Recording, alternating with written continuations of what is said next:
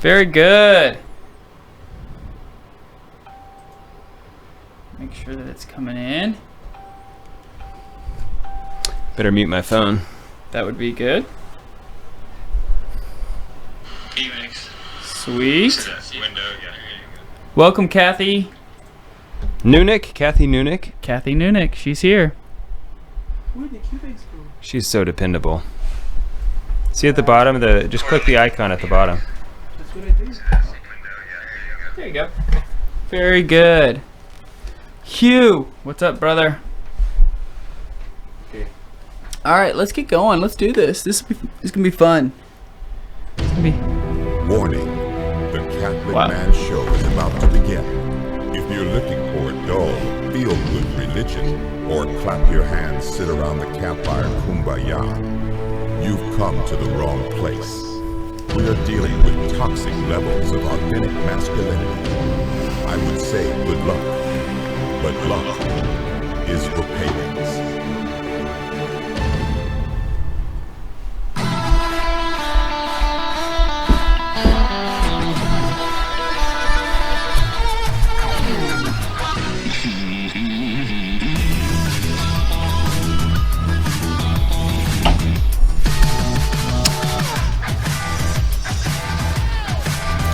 Welcome to the Catholic Man Show.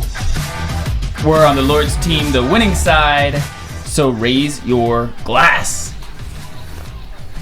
I'm Adam Inhan, sitting here with David Niles in studio. We have Juan Posada as our producer. And let me tell you, Juan has gotten really good at producing our shows. He knows things now. He knows what to do. He knows, you know what? He knows the way things should be.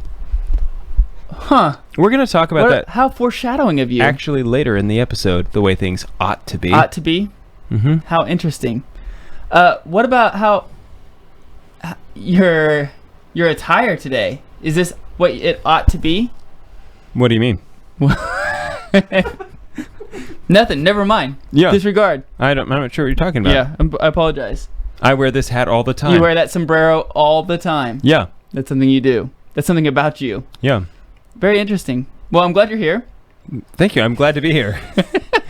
Thank you for having me on today. As the co-host. Yes. Hey. You look nice. Is this a new thank you. shirt? No. Is it freshly pressed? It is freshly pressed. It looks yes. very, very well pressed. Thank you. Yeah. So we just got back. A good pressed shirt really does a lot, I think. It does. Yeah. We just got back from southeast Oklahoma for the weekend. Yeah. You do that. You took care of my dog while we were gone. I did. Your dog's still alive. And she's doing well. Yep. She didn't eat anything. That's what she Sometimes she eats. She very rarely eats a lot while she gets nervous. Yeah. Thinking that we're going to just leave her forever. Also, she just wants to sit in her kennel. Mm-hmm. She's old. She's getting old, man. Yeah. The day is coming. I know. It'll be a sad day. But have you ever welded? Have you? No, I've never welded. I've had a long time interest in welding. Mm-hmm. I have soldered, Yes. which is not welding, right. But it's like in the same vein. Okay. So this weekend, I was working with Benny in southeast Oklahoma. Yeah. Working on his tractor, and one of his attachments to the tractor is this big auger. The auger goes down. Yeah, Creates sweet. big old holes. Yeah. Well, the bracket by the PTO snapped. What's metal the snapped. PTO? PTO is the thing that makes it run, like the cylinder makes it spin really fast, so that way it makes it the auger spin. Okay. The metal snapped, and On the bracket. On the bracket. Okay. And I was like, "What are we gonna do?" Because for me, this is a deal breaker. We gotta go somewhere. I don't even know if you can get that on Amazon. Right. Well, he was like, "Let's just go back to my barn." He took some sheet metal, or not. It wasn't sheet metal because it was a lot thicker than that. But he ended up just manufacturing his own little bracket that he made and then welded it on to fix it. And I was like, man, if welding isn't a manly thing, because it doesn't matter what situation you're in, you can get out of it if you know how to weld. Well, in manufacturing, that's not true. Well, I'm talking about work. It doesn't matter what situation you're in. I'm talking about with manufacturing. You can weld your way out of it. You knew what I meant. Welding.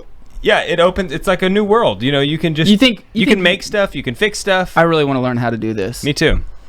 The thing is, I don't have opportunity to weld. Right. You know what I mean?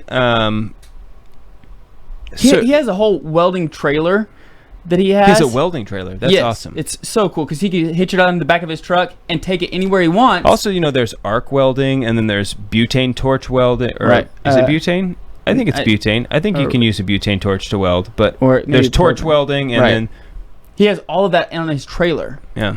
Super cool. Anyway, let's get into the drink. Let's do this because I'm very excited about this drink. You bought this a week ago, Yeah, when Patrick Coffin was here. and we busted it open. With Patrick Coffin, and this is probably in my new. It's now in my top 3, I think. I mean, tell him what it is. okay, so we're drinking Balvenie. You looked that up. Balvenie. Balvenie. Okay, so I used to say Balvenie, Right. but Or it's- Balvenie even. but it's Balvenie. Balvenie. This is There's a lot of people that say different things, but the guys who I know. I trust, on YouTube, that's what they were saying. So this is it's a 14-year. It's their peat week, and you were telling me that they call it that because they brew this only 1 week out of the year. Yeah, they distill this 1 week out of the year, and what they do is at the very end, Balvenie is not a distillery that's known for peated whiskeys at all. No, They're Highland. You're right.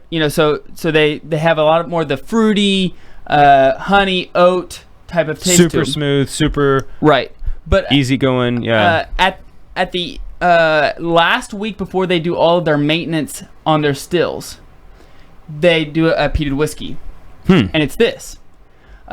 Because you can't continue. You can't it's almost like a cross contamination thing. You can't contaminate all of your stills and then expect not to get that peat smoke once you finish that in the next batch. in the next batch. Yeah. Okay. That makes sense. So what they do is that right before they do all of their maintenance on their distills, they do one run of this, and then they clean everything out.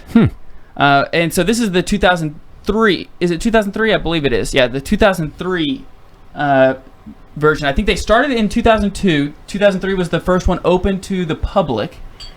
So this is the first one open to the public. And they have all the way up to 2016 now. Well, I'll tell you what, they nailed it. Okay, well, let's try it, and then we'll tell them. We're on the Lord's team. The winning side. So raise your glass. Cheers to Jesus. Cheers. So on the nose, to me, you have a subtle smoke and peat, but it's not. Yeah. It's not the aggressive, in your face peat that it's you not get like from Lafroig. Lafroig or Lagavulin. You can walk through the room with a glass of Lafroig, and everyone in the room might, depending on how windy it is, but seriously, people in the room can smell a glass of Lafroig that walks right. If you just walk through. This is not that way. Even nosing it. I mean, it's not overwhelming at all on the nose. It's very medium bodied smell. What did you think of the taste? Well, the taste is very peaty. It's not once again, it's not like on the level of Lafroig, but it's still it's a pretty aggressive peat. It's not as sharp. It's not as sharp. No, exactly, but it's still very peaty. The peat is the main flavor that you're gonna. I mean, that just hits you right away. So, I mean, to me, this is about this. And then you get a little bit of floral and a little, to me, a little bit of vanilla at the end. Yeah, but I agree with that. It's a strong finish of smoke at the end. It's what you want out of a peated whiskey. Some whiskeys say that they're peated, and then you get them and you try them and you think that's not really. Well, it's because it's a very subtle peat. The bar is always set at Lafroig and Lagavulin. Yeah, I know, but you think, oh, well, yeah. I mean, since you mentioned it, yeah, there is peat in that, but it's not what I would call a peated whiskey. But this is definitely a peated whiskey. Yes, it is. This is my kind of whiskey right here. It's very good because, like I said, like we said, is that beginning is not sharp. Peat. It's not like in your face, like hitch in the face smoke. Yeah. But it gradually builds up and continues and lingers at the end. To me, this is the best of both worlds because it's putting together the smooth Highland with that beautiful flavor of a peated Isla whiskey. Yes. Oh, and it's 14 year. I don't think we said that. I said that. Oh, you did? Okay, good. Yeah. But it's expensive. It is. It's $100 bottle. Yeah. That's a lot of money. I think it's $130 on the East Coast. So man, I don't even know why people live there. I mean, if it's that much, I don't even know why people are there. It is expensive, but it is one that would be very nice to have on your shelf.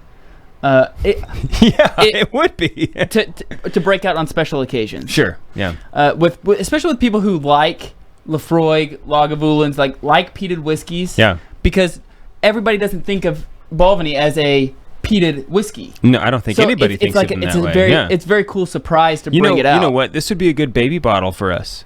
The next baby bottle. This could be a good one. It could be a good one. Juan says no. Well, what did you like a Juan? Like it, yeah. He really likes it. Why don't you tell him what the baby bottle is so people don't get confused? Between Juan, Adam, and I, we have a bottle of whiskey. It stays at my house for the moment, but that's because I was the last one to have a baby. We only drink it in honor when one of us has another baby. So we get to drink it fairly regularly.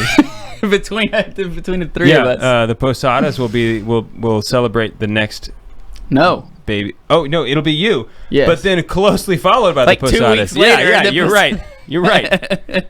My timeline is off. But so anyway, we've got. Do you think? I don't even know if we have enough for 3 glasses. I know. So our first bottle was Lafroig Lore, and what we do is.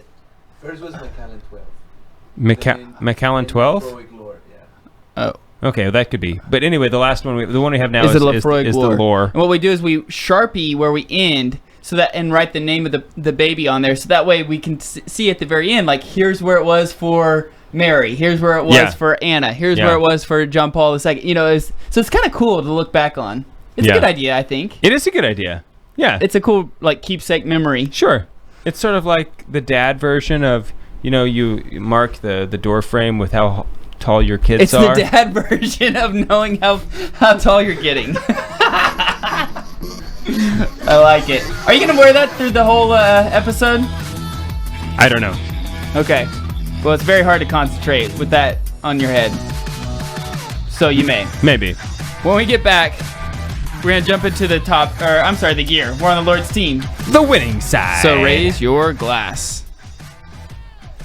There's something wrong with the outro. Can you change the volume on everything real fast? Because what do you want the volume changed to? It's way too loud. No. The intro, the volume on the bumpers is too loud. It was too loud for. Yeah. Okay, Juan, will you hand me that? Yeah. It was too loud. No, I just need the mouse. It was too loud for the intro. It's too loud for the bumpers and the bumper. The outro was weird. Well, here lean over. It's because that's on. See this track right here? It's on. This was so it was playing muted. 2 bumpers at the same time. So it was playing over here and right over here. There. Yeah. Margo wants you to speak Spanish. Mi español es muy perfecto, muy rápido. Muy contento. Muy delicioso. Muy delicioso. It's muy bueno. Are you fixing it? Are you focusing? Hey, which one of these says bumper? Hey, Juan. Bumper no, on this side over here. Look where his cursor is. This? Intro. They're all intros. Segment. There it is. There we go. All right, here. There we go. We're not doing tequila tonight, Margo. I'm not a tequila person. I don't like tequila. Last time we did tequila, I just had to did I drink whiskey? I don't remember. I tried to drink the tequila. I think you took a sip. Yeah, and that was about it for me.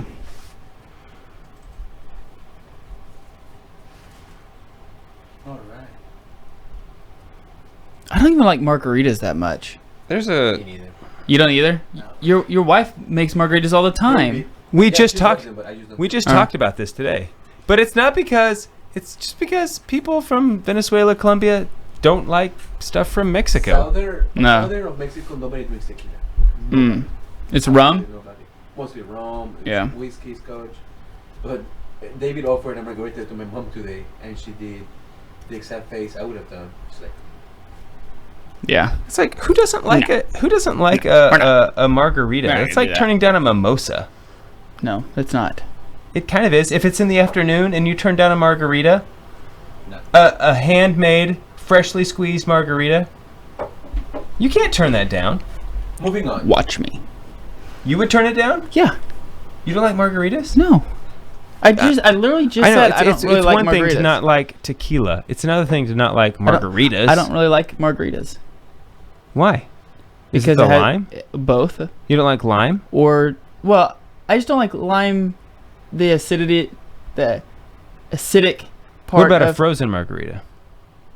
I'm 'Cause gonna that's do not- everybody a favor and start. Yeah, let's go. I'm done talking about it's this. just not the same, you know? What's up, Matthew, Margot, It's just blowing my mind. Jim, Brian? What's blowing my mind is this whiskey. It's delicious.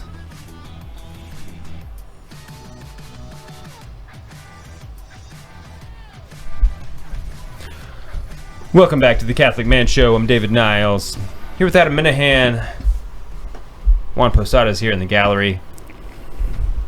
In the production chair. Man gear for today is the home altar. Yes. Do you need to do a shout out to somebody? Oh yeah, let me do that real quick. Let's do that I because if you believe want this to, is when you usually do it. this is when I usually do this. We're gonna shout out Father Kelly Edwards Ooh, good one. for becoming a $25 Patreon subscriber. You can go to patreon.com/The Catholic Man Show. If you've been enjoying the interviews that we've had in studio, Patrick Coffin, Trent Horn, Dr. Ray Garindy. We're going to have Tim Staples this month and Carlo Broussard this month. It's going to be a big month. It's going to be a big month. If you enjoy those and you like them, you should consider donating on Patreon, patreon.com/The Catholic Man Show, so we can continue doing these. We really like... It's one thing to do an interview over the phone, but it's another thing to do it like in person. It's so much nicer in person. No technical issues. Right, you don't have to worry about anything. And then we also get to do an extra segment for the Patreon members. Right, yeah. I did a whole hour interview with Patrick Coffin afterwards. That was awesome. So anyway, if you enjoy it, I think we have a little less than 1% of our listeners donating to Patreon. So if we can think about it, if we could get up to 2% of our listeners, we can definitely continue bringing people in once a month. Yeah. So do what Father Kelly Edwards does and be holy and support the Catholic Man Show. He is a good priest. He's a great priest out of Enid. He actually just got moved. I heard he had a he did move. assignment. He did move. I don't know what it is, but I do remember him moving. Okay. Anyway, so the man gear for today, as we mentioned, is the home altar. Yes. I love this man gear. You have a home altar. I have a home altar. Yes, I love this man gear. Tell me about your home altar. Okay, so my grandfather made us a big, it almost looks like a toy, like what would be a toy box. Because it opens. Because it opens, but it's way too nice to be for actual made for toys. It's he handmade it out of oak and ash, and it sits probably about 3.5 feet tall, 3 to 3.5 feet tall, maybe 3. I'd say it's about not 3. 3.5. Yeah, maybe about closer to 3. Mm-hmm. And what we have our crucifix right above it. We have a beautiful statue of our mother, and I love this statue of Mary because it's one I've never seen before outside of where I bought it. It has a little box right at the foot of Mary where you can open it and put your intentions inside of it and close it. And so it's really cool for us as we're homeschooling, because Luke or Jude, whatever their intention is for that week, they get to write it on a little piece of paper and then put it in that box and give it to Mary. Yeah. Which is a great idea, I thought. Mm-hmm. That was Haley's idea. And then we also have a rosary candle that we have. So when we pray the rosary together, we light it. Is that your candle by the hour? Yes, the candle by the hour, which is such a cool thing. Yeah, I really like those. And then we have a bowl for all of our family rosaries. But what it does is Dave, you and I talk about all the time the importance of living liturgically. Mm-hmm. We talk about how do we bring... We do talk about that a lot. We do. Like, that comes up a lot in our conversation. It does. And we try to figure out how do we bring how do we increase the domestic church? How do we take what we learn at Mass every Sunday and bring it into our church, the domestic church? Mm-hmm. And the home altar is something that's very important that can easily help increase your liturgical living. So, do you pray around it together? Yeah, so typically what we do is we light our candle, and then we all kneel right by it, and we pray the rosary. Because you're kneeling, and you're right there in front of the crucifix. Yeah. It's in our living room, so it's something that, in fact, sometimes our kids will sometimes just go over there and say a quick prayer by themselves, spontaneously, which is so cool. It's tear-jerking moment. Yes, it's one of those like, oh, yes, I love you. Son. Yes. I'm going to give you a big inheritance someday. But yeah, so that's what we do. Mm-hmm. So have you found that it has encouraged, like, do you pray more as a family now? Yes, we do. Not only that, but it just has created a spot within our house that's a sacred spot. Yeah. And I think that's very important to have because, like I said, you're not going to be able to cultivate that spontaneous prayer with your children unless they realize that, oh, right here is a sacred spot. Yeah. So it makes parenting a whole lot easier as far as like raising them up in the faith. If you create this already, you're going to have this idea within their head, or they are going to have this idea within their head of when they're passing it, they realize, oh, this is a sacred spot. This is where we pray. Right. Yeah. This is important in our family. I do think it's important because it also helps teach the idea of that certain places deserve reverence. Mm-hmm. Reverence is one of the things that we talk about a lot in our house. So our altar is not very big. It's probably 24 inches? 24 inches by 24 inches. Okay. Which is plenty big enough. Sure. Really. We have a crucifix, a statue of Mary, a statue of St. Michael, and then we burn a candle to St. Michael and Mary. That's actually, the candle is actually part of the Auxilium Christianorum prayers. Mm-hmm. We should make that a man gear someday. Well, we could do that as a topic maybe. Yeah, that would be a good topic. And then on the wall right above that we have the sacred or the Immaculate Heart of Mary, the Sacred Heart of Jesus, and then we have our altar is upstairs. Kind of a trade-off for us. All of our bedrooms are upstairs. So I like the idea of having the altar at the heart of the home downstairs, right, in a more public area. But for us, it wouldn't serve its purpose well if it was downstairs because we go upstairs, get ready for bed. Right. We wouldn't have. It just wouldn't work well to go back downstairs to pray and then come back upstairs to bed. So sure. But so it's on there's also a ledge right by it that kind of looks down to the downstairs, like what do you call that? A balcony? Yeah. So we have a picture of the bishop there, guardian angel, just other stuff. That you guys do that I really like is that Pamela has sewed the liturgical colors. Yes. Talk about that. Okay, yeah. So my wife is Lady Pamela, as I call her. Is that what you call her? Yes, she's Lady Pamela in our house. Okay. What do you call you? Well, I'm Lord David. I'm trying to remember. Interesting. What is it on Downton Abbey that I'm just waiting for you to say something heretical or something. They call the master of the house. Anyway. Okay. She's Lady Pamela. Okay. Okay. So anyway, she came up with the idea of sewing little, just short, just tablecloths, sort of, for this small altar that are the color of the liturgical season. So right now we have a white one. We have a red one, we have a purple one, and we have a green one. So as the liturgical seasons change, you change those colors. We change the colors, right. See, I really like that because it helps your kids, it associates them with what they see at home and what they see at Mass. Right, exactly. That's one of the things that I have thought about a lot lately is making the home life mirror the liturgy of the day. What's happening at Mass today should have an effect. It should play out some way in the home, because the Mass for today is only the Mass for today. Sure, we're still in Easter season, but we celebrate different feasts, different memorials, different saints, and so whatever that is, those feasts, those memorials should be present in the home, I think. I agree. In as much as we can. I mean, it's not easy to do that. It's not. And I know that. But it takes extra effort to do it. So here's our routine. Okay. We get ready for bed, brush teeth, pajamas, all that stuff. Then we go kneel. Mm-hmm. This is something I've recently implemented, is that we used to be able to, I used to say you may sit, stand, or kneel. And we also used to let them like have something in their hands. But I've recently said no toys, even no prayer cards.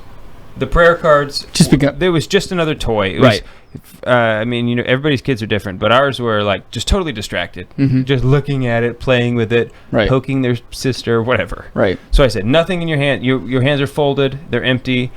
We kneel. No sitting, no standing. We kneel. I like it. And it's just all about, we talk. So it's an opportunity to talk about reverence, and how God is the most important thing in the world. So we should make sure that we're showing him all this. So then we say our prayers. Then we, after we say our prayers, everybody picks a saint. You know that, and then we say pray for us. So often if there's a memorial or the feast day, that just gives us the opportunity to bring them up that day. And the kids, if it's a saint they haven't heard of, they'll say, "Who is he?" Right. Elizabeth is very inquisitive that way. She goes, where does he live?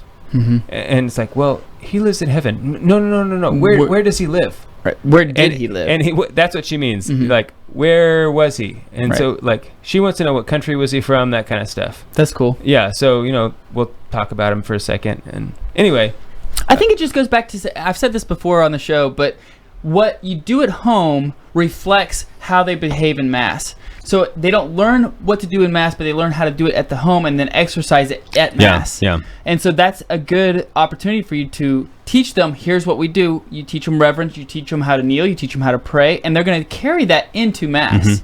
Another little trick that we have with praying the Rosary as a family together, and this is something that I'm going to be putting in my book, but it's a good trick to have, especially for boys. Boys dig this, is the wall rosary. So when you're praying the rosary, the really big rosary, the wall rosary, those big rosaries that you hang on the wall. It's like 6 feet around. Yeah, they're really big and they're chunky, and they have those big wooden balls on them. Golf ball size. Yes. Hail Mary beads. So what you do is, I was having trouble with my boys like staying engaged with the rosary. I think like every little kid, shocker. Right. So when it's their turn to start the decade, they get to carry the rosary. They get to have the big wall rosary. So it's like they feel like it's my turn and I'm in charge of this now. And it gives them a sense of ownership within the rosary. Another good tip is turn your prayer into a procession.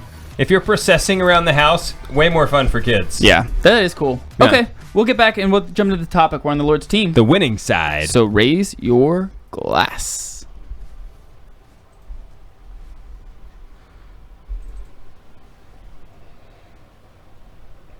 This whiskey is so good.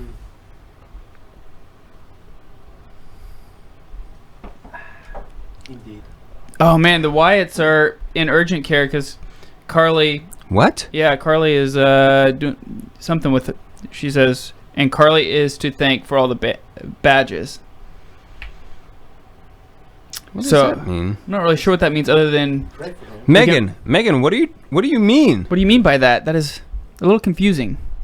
However, we will ask the audience to pray for the Wyatts, because that's never fun to be in urgent care. How come I can only see like some of the comments now? Like, I put a passcode on your phone where you can't see all the comments. If you were smart enough to do that, I'd be mad at you. That was rude. Hey, what we need to do? Story.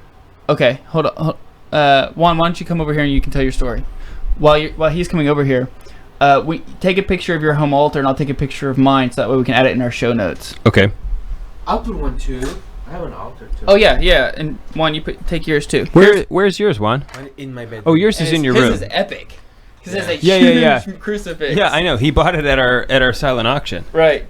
So my pleasure to introduce Juan Posada to the podcast today. I've been waiting to tell the story since it happened 2 days ago. So I haven't waiting for very long, but slow. So hey, give us your American accent. I always get a big kick out of it. So I usually work half days Fridays, and I take my kids to the zoo or the aquarium every other week, and often I pick up the boys from the mini hens, because the zoo and the aquarium is always more fun when you have friends. So totally. I have a 3.5 and a 1.5, and I took the 4 boys to the zoo this past Friday. So your boys plus the 2 Minahan boys. Indeed. So I helped them. There's this big rock in this open place. It's like 10 feet tall rock, but it's huge. So kids always climb it. So I helped them all get up, except for John Paul II because he's 1.5. But Luke, Jude, and Santiago are up in the top of the rock, and Santiago starts. They're all in their like lion position, typical, of course. So Santiago starts. I'm the king of the jungle, and Jude goes, no, I'm the king of the jungle. Santiago looks at Jude and he says, okay, I'm the king of Africa. One up. We have the jungle. And then Luke looks at them, looks at me, and says, I'm the king of the Jews. And he was looking at me. Take that, boys. I'm Jesus. Like, waiting to see my reaction. I started laughing so bad, but You can have your stupid little kingdoms. I created the universe. Okay, so we need to start working a little bit on making sure we're not saying anything heretical. Right, and cultural awareness, Adam. Yeah. Okay. Okay, I will be working on that. I will be working on that. Is really how do you think Ben Shapiro would feel about that? He would probably laugh at first. Would he though? I don't know. I don't know him. I do not know. I know that he he doesn't care about feelings when it comes to logic. I know that much. I'm just saying. Okay. That's one of my favorite things to say. I'm just saying. Because then actually you don't have to say anything after that. You can just say that. And somehow people accept that as enough for whatever it was. I ignore it. Yeah. Well, your kids also think that they're Jesus. Yeah. So I need to work on that. Oh, all right. You're taking that whole imitation thing very literally. My kids have been reading Imitation of Christ. Right, has its. I mean, like we can be honest, has its upsides, but God, like can get you into some hot spots with the political culture crowd. Yes. Wait. Also, politically correct crowd. That's also, what I meant to say. The canonical crowd. Yeah. So many there's a lot of crowds actually, yeah. When you claim to be the king of the Jews these days, right? These days, it's not good. I mean, can be misinterpreted. I agree. Let's get going on. Can you pass me that? I can. Thank you. It's a lower one, right? No, the top one.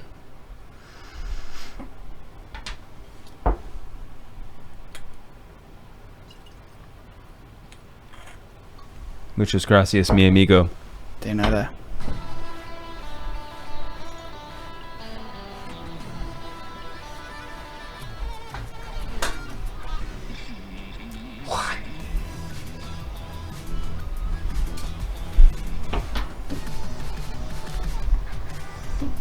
Welcome back to the Catholic Man Show.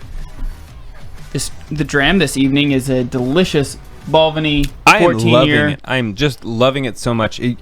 I can't. You know what, guys? If you have $100 that's just burning a hole in your pocket, go out and try this bottle. If you're a peat guy, it's very good. I'm just gonna say I don't think it'll let you down. I don't think so either. Peat Week, 14-year. Was it easy to find? What do you think? No, I don't think it's very easy to find. Because findingness of it. They only do a run once a year. Where did you get it? How did you find it? Oh, I don't reveal those kind of secrets. We talked about the home altar. Yeah. Dave is going to take a picture of his. I'm going to take a picture of mine. Juan's going to take a picture of his. So that way we'll add it to our show notes so you can check that out. Yeah. Another thing, kind of in the vein of whole the whole color thing, is what liturgical season. Get a bunch of is that what you're talking about? Yeah, purple cloth to cover all the crucifixes in your home during Passiontide. Yes. Which is 2 weeks before Good Friday. Well, 2 weeks before Easter. I think it's 2 weeks. It's a couple weeks. A week before Palm Sunday. 2 or 3 weeks. Yes, the week before Palm Sunday. So is that 2 weeks? Yes. Before? Correct. Yeah. I nailed it. Way to go, dude. Yeah. High five. Ha! And so what's the topic today, Dave? This is your topic. Okay, so we're doing a very important topic today. When the idea of talking about this came to me, I thought, we should have done this a long time ago. This should have been the first topic we ever did.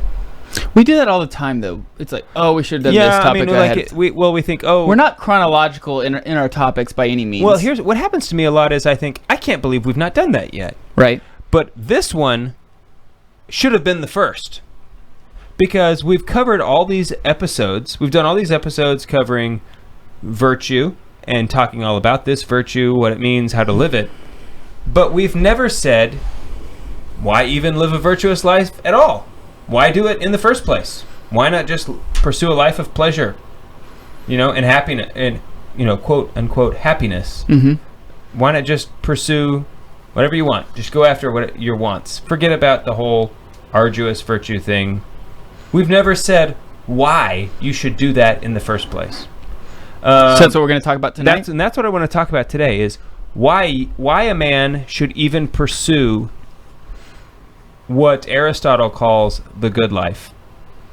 Because it's, I don't know, I just think that's a very important thing to know, to be able to internalize, so that you understand the purpose behind your life. This topic gets to the heart of the meaning of life. That's the big question, especially atheists struggle with this a whole lot more than Christians do. What's the purpose of life? Because for them, it's like, yeah, what is the purpose of life? Kind of nothing. For us as Christians, we know we have a destiny. We know why we're here. But especially if you know the Baltimore Catechism. That's right. To know him, to love him, and serve him in this life, so we can spend eternity with him in the next. Yeah. Boom. And that also, was so influential. I've never actually seen a Baltimore Catechism in my life, but I know the answer to that question. I have 2 copies here. I can give you one. Are you hoarding them or something? I am. Also, the answer is Jesus. Jesus, of course. Yeah, especially in the seminary. Mm-hmm. If you're in seminary, the answer to every question is Jesus, which of course is true. Translates anyway, right. But like, okay, so let's talk, whatever. Okay, so let's talk about it. Why strive for virtue? Okay, so let's back up a little bit. Oh, I thought that was the beginning point, but no. Take a launching point. Let's go. Okay. So it goes even further back. So we're gonna get into a little philosophy, which I get nervous about, because I'm not a philosopher. I know very well. I think everybody knows we're not philosophers. That I'm not a philosopher. Okay. I think everybody knows this. This idea to talk about this today came to me when I was reading Dr. Cuddeback's book on true friendship, which we're gonna have him in studio. Yeah, very excited about that. But in June. End of June. I'm going to be just basically shamelessly ripping off parts of his book today and not even feeling bad about it. Okay, so let's do that. Sounds good. And I'm not even going to tell you what parts I'm ripping off from him. Go find it out yourself. Yeah, go read, because you really should read his book. Short. I recommend his book a lot. Very short, very easy to read, and very good. Just gets right down to the meat of what it means to have true friendship. So, but anyway, all things have a nature and an end. Okay, so these are philosophical terms. Yep. Mm-hmm. Philosophical terms. Yes. So the nature talks about what a thing is. It's treeness. Yes, exactly. If you were were a tree. Talking about a tree, of course, you wouldn't. Right. It wouldn't be the nature of you or me, for instance. But yes, this microphone it's microphone-ness. Yeah, how microphony is it? Mm-hmm. But anyway, then it has all things also have an end, which is the purpose for them being the way that they are. So they have a nature. To amplify sound. Yeah, a nature which says the way that things are, and then the end that says why they are that way. So, like, what is the purpose for them being that way? Okay. And once you know these two things, the nature and the end of a thing, you now have the ability to determine if something is good or bad for that thing. Because either it helps achieve the end for which it is made, or it hinders. So it helps it flourish. Okay, so give it an example. Okay, so let's talk about an apple tree. That's a very common, when you talk about nature, it's a good, very popular example. So an apple tree has a nature. It's treeness. It's treeness, but there's a lot of trees out there. Apple trees have their own nature, okay? So they have a cellular structure. I mean, if you take it down to the basic level, that is specific to apples, which, I mean, it's common to many trees, many plants. However, they have unique characteristics about the cell of an apple tree that allows it to be a certain size. It ends up producing leaves of a certain shape, and ultimately produce apples. Okay, and this is the end of the apple tree, that it produces healthy apples, because that's what apple trees do.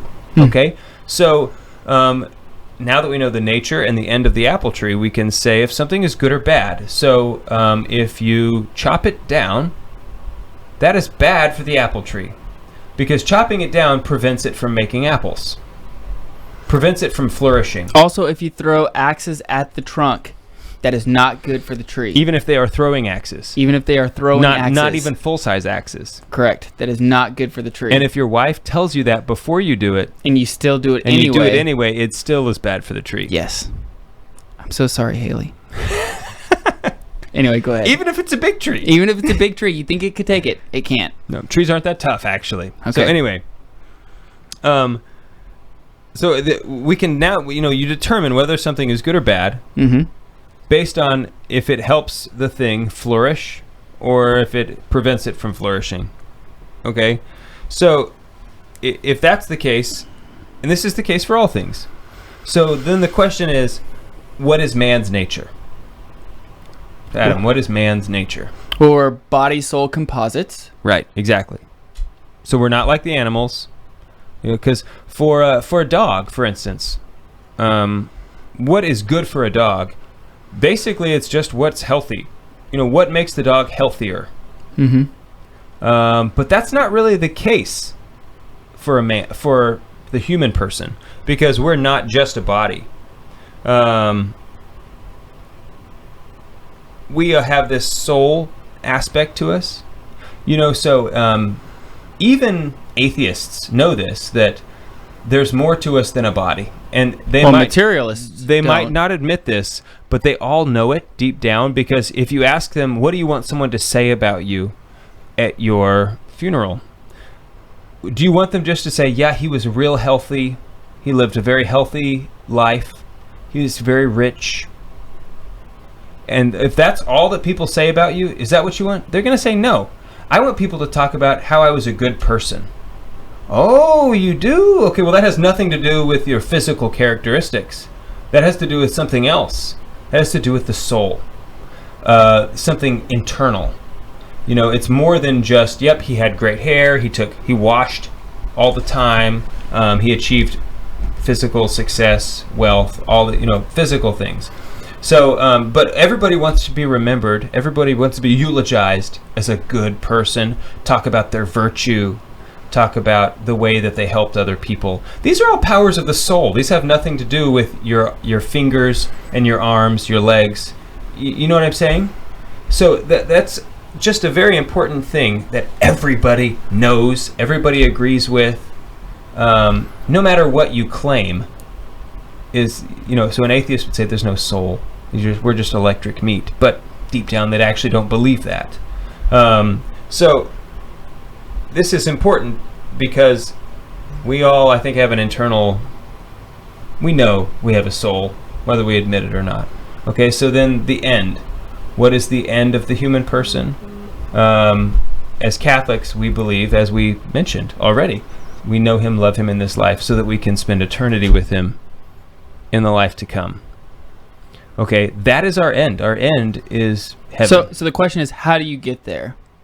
Right, and so... if we know what our end is supposed to be, which is heaven, then what is the path that we must take to get there? Right, okay, and so we know, we can say that now as Christians, but the ancients, take the Greeks, we'll talk about this on the way back, but like Socrates, Plato, Aristotle, they weren't Christians. They didn't have the Christianity wasn't even there They didn't yet. have the teaching of the body, soul, composite, human person. But they still talk about the soul. They logically came to that conclusion. Right. Anyway, so we'll talk about that on the other side of the break. Okay. This Balvenie is so good. So Balvenie. We're on the Lord's team. The winning side. So raise your glass. Hey, you're moving around a lot. And when you do, Dave, you're not hitting the sweet spot in the mic. That's what Jim's telling us. Oh. So. Thanks, Jim. Just a reminder. Try to keep it locked in. Get down to it fast. Yeah, because we spent a lot about. Yeah, we spent we spent a lot of time. It's okay. I mean, we're like right here on this. You see what I'm saying? Okay. Good. Yeah. Okay. So I think we're doing just fine. Okay, good. When you memorize something and understand what you're learning, you remember it better and understand your faith more fully. Correct, Kathy. I agree. And that's why it's so important to teach your kids young, because they can memorize things so quickly and easily. And it sticks with them so quick. So. Margot says we sound like Carlo Broussard. And he keeps saying, you do. Sweet. Which that is like more of a compliment than we deserve. Sound like, not look like. Yeah. Okay? Don't get all excited about your biceps now. Yeah, what is going on with Carlo's biceps? They're out of control. I think he's trying to be like me. Oh. Is that what it is? Is that what it is? Yeah. I don't have anything to say about that. Let's keep mutual imitation. He's imitating me in some ways. I'm imitating him in others, All right. Let's keep going. What do you think? You just give me a little bit of an opening. I know, you know what I'm saying? I immediately I can regret just take advantage of it, no matter what it is. You would think after 20 some odd years of being your friend, I would learn. You would learn. So this is all on me. Well, you haven't made no progress, okay?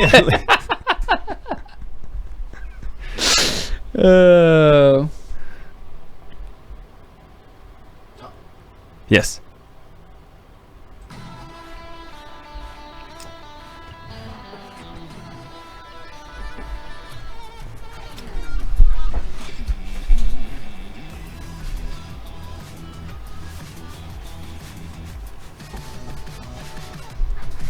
Welcome back to the Catholic Man Show. I'm David Niles. I'm here with Adam Minahan. Not only does your shirt look pressed, your jacket looks very clean. Which is impressive because you know what happens whenever you have little kids? I was about to say this. Yes. Like jackets with little kids, you have these dirty shoulders all the time. Because they're putting their mouth on. Right. They slobber all... And it doesn't matter how many times you say, don't put your mouth on me. Don't put your mouth on me. It just happens. You just have They want to eat you or some... They just want to rest their head on your shoulder. And when they do... And then it's like, maybe I'll just lick them a little bit. Oh, that's a funny texture. Yeah, I'll keep licking you. I mean... So, thank you for noticing. Whatever it is. But yeah, it looks good. Thank you. I really like that shirt, actually. Thanks, dude. Appreciate that. We'll talk about it later. Okay. All right. I don't know what else we're going to talk about. But anyway. Let's keep going. So we're talking about the nature and end of the human being, the human person, which is Catholic language, human person, not individual. We don't use those words here we don't use those commie words here on the Catholic Man Show. So if we know the nature and the end of the person, now we know what is good and bad for the person, okay? And so Aristotle, in the Nicomachean Ethic, he says that the end of the human person is virtue. Okay, so he is writing this in a time before, he's not Christian, so he doesn't have the belief of heaven. He doesn't have divine revelation that we have the benefit of. So the fact that he could even come to this conclusion it's pretty astounding on his own is truly amazing. Socrates, his teacher's teacher. So in Socrates had a student named Plato. Plato had a student named Aristotle. Okay, they all would have agreed with this. Socrates really was foundational. I mean, his thought formed so much. Mm-hmm. I mean, it's incredible how much we owe to Socrates. And the fact they killed him for being so smart, which is... He allowed it. I guess yeah, exactly. They gave him a chance to stop pestering people with questions, and he's like, nah, not going to do it. Right. I wouldn't. I'll drink it. I'll drink this poison. And he said it wouldn't be good for you. Yeah. if I didn't ask you questions and reproach you for being a hypocrite. Anyway, so Aristotle said that virtue is the end of the human person. In fact, kind of to the point of what I was just saying about how these guys are all kind of the same. Socrates one time he said that the most important thing is not life, but the good life. Okay, and so he and Aristotle, they defined the good life as living a life of complete virtue. So that was what they viewed the end of man to be. That if you weren't living this virtuous life, you were shortchanging yourself, essentially. That you weren't going to be happy, that you were going to just live a life of misery, essentially. Isn't it interesting that they even knew you taking pleasure instantly doesn't always necessarily yield a good thing? Right, unless, of course, you have formed your appetites to receive pleasure from the things that ought to be pleasurable. So they knew very well that things ought to be a certain way, and that things aren't naturally necessarily that way. They might not have known why. I don't really know, because once again, not a philosopher, not an expert on these guys at all. But they definitely knew things ought to be a certain way. Okay, and so I wanted to mention this just because we've talked so much about virtue, but why should you live this life of virtue at all? It's because this is what you're made for. This is why you were created. The life of virtue is the straight and narrow path that will lead to heaven, especially now that we have a life of virtue informed by the divine revelation of Christ. Aristotle wasn't even Jewish. He didn't even have that. Yeah, he was just pagan. He was, just a Greek pagan. Yet, this is I think, a testament to the value of the natural law, that we can see so much that God has really written his law into the world. That Thomas Aquinas kind of talked about this, that you should be able to come to most of Christian belief on your own if you are smart enough, but most people aren't, which I think that's true. But Aristotle, Socrates, they were. Because they got a lot of it all by themselves, just looking at the way things work. Yeah, the way that we are. So I think this is a good example I like to use when it comes to what's good and bad, or when people, especially when you come to moral relativists, and they say, "Oh no, your truth is my whatever."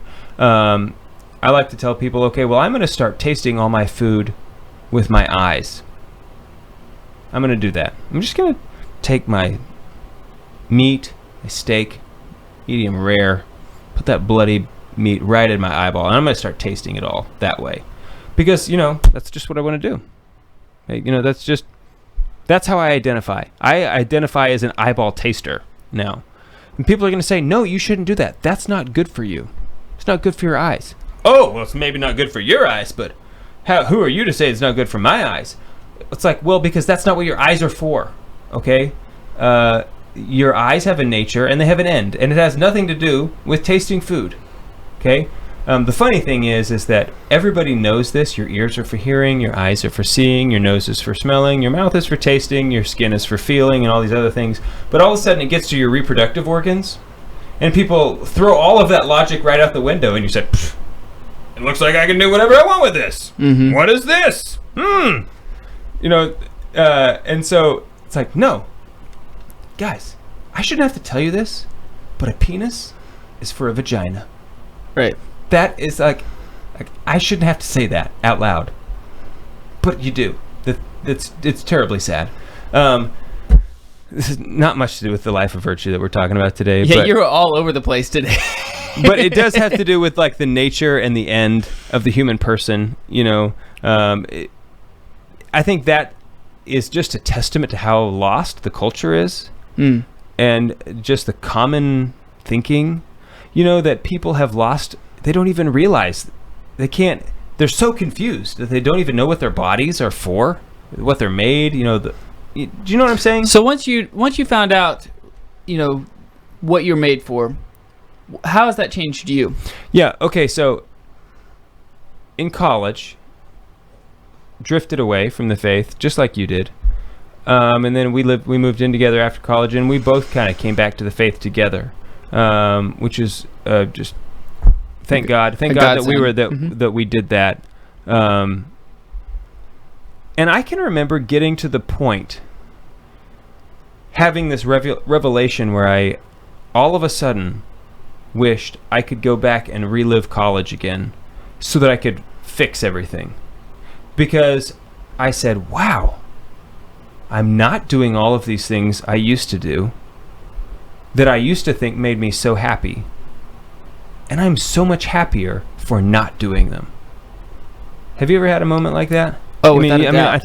Without a doubt. I think most people who come back to the faith, even if you have just this reflection on your the daily examination of conscience helps that as well. It's like, wow, I wish that I would not have done it. Because if you don't reflect on it, if you don't take the time to think about what you've done in the past, I think I struggle a lot of times of just sitting there meditating on what I've done, reflecting on what I've done in the past, in the vein of trying to make sure that I live the virtuous life in the future. Because if you say yes to something that you shouldn't be saying yes to, and even if it's a little thing, it makes it so much easier to say yes the next time. Oh, man. And the next time. And the next time. I still do stupid stuff like that. Right. So if you don't catch yourself early, if you don't reflect on the day and say, you know what, I probably shouldn't have done that, then it's easy to fall into that slippery slope of just constantly saying, constantly going the wrong way. If you don't reflect, then you have there's no measuring stick, right, by which you can make progress. But anyway, the virtuous life is so important. And I have come to learn that myself just by these moments where, because I look at people like Lady Pamela, my wife. She has never strayed from the faith. Praise God. I mean, I'm so in awe by her faith, that the way she's lived it out over her life. But she, in many ways, I mean, I'm not saying that she should have or that it's a gift that I did, but the fact that I look back, God just takes these bad things, and turns them into good. And that's what he's done in my own reflection on my life, and I'm sure the same is for you, just thinking, wow, I am so glad that I don't live that way anymore, because I wasn't happy, even though I thought I was. I thought I had everything I wanted. The thing is, I just didn't even know I wanted, that there was something better, that there was these greater goods, these deeper joys to pursue. Do you think that even if you knew about the virtuous life, even if you knew that you shouldn't do it, it would probably be hard not to still do it because you had not made any kind of habit of doing the good? Oh, in the moment, yeah. Like if you were to go back to my college self and say, oh, there's deeper things, I'd have said, I don't need them. No, even if you did know you needed them. You mean even if I had like infused knowledge of... It would be very hard. Oh, yeah. Because I didn't have the muscles, the spiritual muscles. Right. Of continually denying yourself, of continually... I mean, maybe I would have made a choice to change, sooner. Maybe. But right. I could. It's not like you can just turn the switch one day. That's the practice of the virtuous life, is that it's hard, but you have to practice it. You have to try to develop these habits. Habits don't happen overnight. And, a virtue is a habit. We've talked about that before. Right. And so you are made to have the habits of Christ, to have these habits of virtue, because they are what will lead you to this deeper relationship with Christ. That's what everything's about. That's what the church is about. Deeper relationship with Christ. Jesus. That's the answer. Cheers. More on the Lord's team. The winning side. So raise your glass. And cheers to Jesus.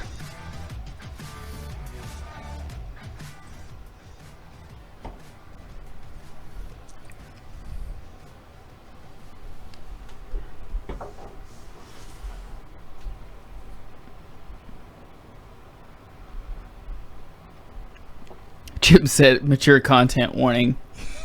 I knew it was gonna come up. I did too. When I saw the road that you were going down, and I was like, he's gonna do it. As soon as I was totally gonna do it. Yeah, he's gonna say penis. I knew he was gonna do it. And then immediately followed by vagina. Yeah, I knew he was gonna do that. As soon as he started talking about the eyes with the stakes, I was like, I know where this road is Yeah, going. you've heard me talk about this before. I know where this is going. And I just really couldn't stop it. It was the train had already been in motion. Nothing you could have done, bro. Nothing I could have done. Yeah. So I saying to my mic, don't say penis. it would Would it work? no. Okay. No, not at all. It So would I have provoked me. apologize, Facebook. For But- what? I mean, it's like, that's such a true story. It is. It is. You're right. It's phenomenal It's that we ridiculous have to even say that. people think, oh, I mean, pardon my French, my penis must be made for a butthole. Like, that's, Okay, pump the brake. that's, I mean, but honestly, that's But you know, that's the problem, is that Yeah, but that's a little on the vulgar. on the words though. a rectum, I just had the if you will. the virtuous training online, and they talk about how just saying the words almost gives you like this moment of or hearing the actual word versus hearing a slang word of it. Right, It yeah. just brings this like clarity of what it is and the function and like how you have control over it. Mm-hmm. It's like Mhm. when you name something, you have like almost like the authority. Right, Mhm. yeah, so don't use slang words for... That was hard for me, kind of, when we had girls, especially, and just, it comes up kind of regularly, you know, when you're helping them go to the bathroom, when you know, it's like, hey, did you wipe? And you say, well, that word, you know, the V word, Mhm. you end up using it a lot, and at first it was very awkward for me, but I knew I need to make this so it's not awkward, because this is just what it is. And to And them, it's not awkward. It's not awkward for them, and it is a disservice to them for me to call it something else, because they will imbibe that whole, oh, we don't use that word because it's a bad word.